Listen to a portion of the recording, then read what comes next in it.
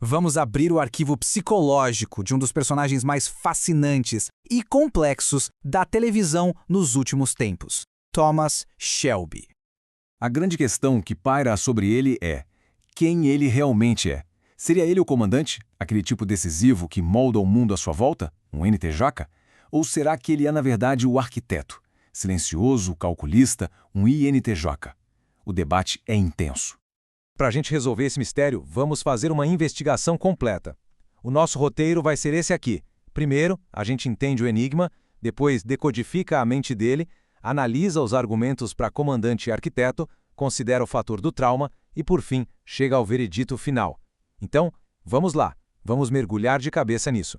É que Thomas Shelby não é um personagem fácil de ler, né? A personalidade dele é como uma fortaleza, sabe? Foi construída para sobreviver não só às trincheiras da Primeira Guerra, mas também aos campos de batalha da indústria de Birmingham. E aqui está o principal desafio para entender o Tommy. O transtorno de estresse pós-traumático dele é tão severo que acaba mascarando quem ele seria naturalmente. E é exatamente essa complicação, essa necessidade de separar o homem do trauma que está no centro de toda a discussão. Bem, antes de analisar as provas, a gente precisa entender as ferramentas que vamos usar.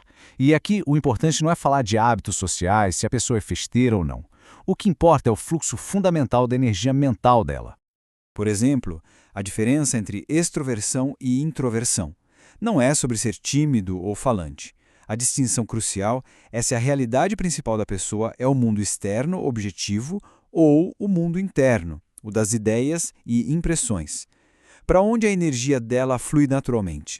E tanto os NTJs quanto os INTJs usam as mesmas 4 ferramentas mentais, que são essas aqui: o pensamento extrovertido, a intuição introvertida, a sensação extrovertida e o sentimento introvertido. O que muda, e muda tudo, é a ordem de importância de cada uma delas.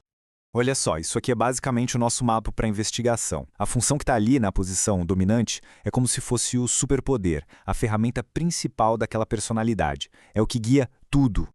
Então vamos começar com o primeiro argumento forte, a de que Shelby é um ENTJ, um comandante, movido por uma necessidade quase obsessiva de colocar ordem e lógica no mundo ao seu redor. E essa frase dele para o Arthur, ela é perfeita. É uma janela direta para a mente dele e para a função dominante que ele usa. Resume praticamente todo o argumento para ele ser um ENTJ. Percebe o que ele está dizendo? Para ele, pensar não é uma reflexão interna, é um trabalho, uma ferramenta que ele usa para garantir a eficiência de todo o sistema da Shelby Company Limited. Ele é o pensador, os outros executam. Isso é um exemplo clássico de pensamento extrovertido, o TE em ação. Pensa na ambição dele. Não para nunca. De uma pequena rua em Birmingham para o parlamento. Enquanto um INTJ, geralmente, quer aperfeiçoar uma única visão, a ambição do Shelby é essa fome sem fim por conquistar mais e mais território. Outro sinal claríssimo de um T dominante. Mas a história não é tão simples assim, porque existem evidências bem fortes que apontam na direção contrária, a do arquiteto silencioso e introvertido, o INTJ. Então a gente tem essa contradição. Várias vezes ele se isola, diz que precisa pensar. Ele é super econômico com as palavras. Isso tudo aponta para um processamento interno, típico da introversão.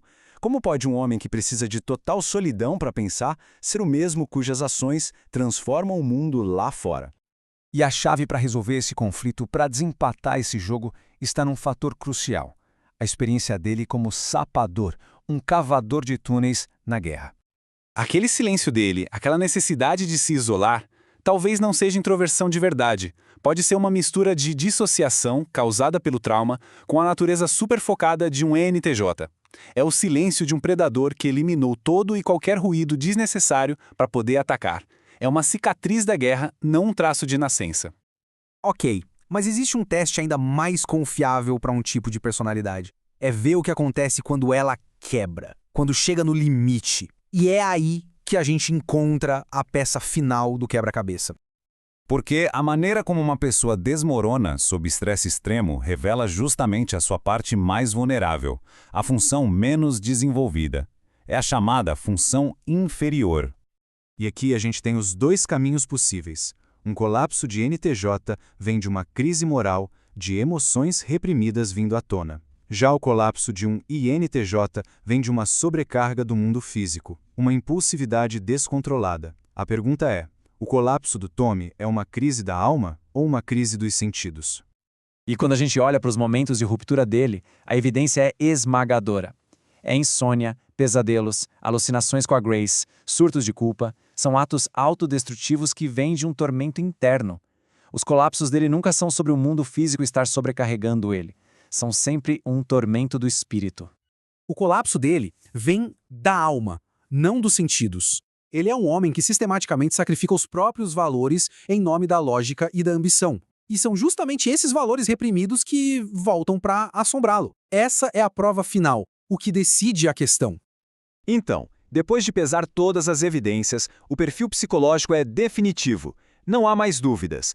Thomas Shelby é um NTJ.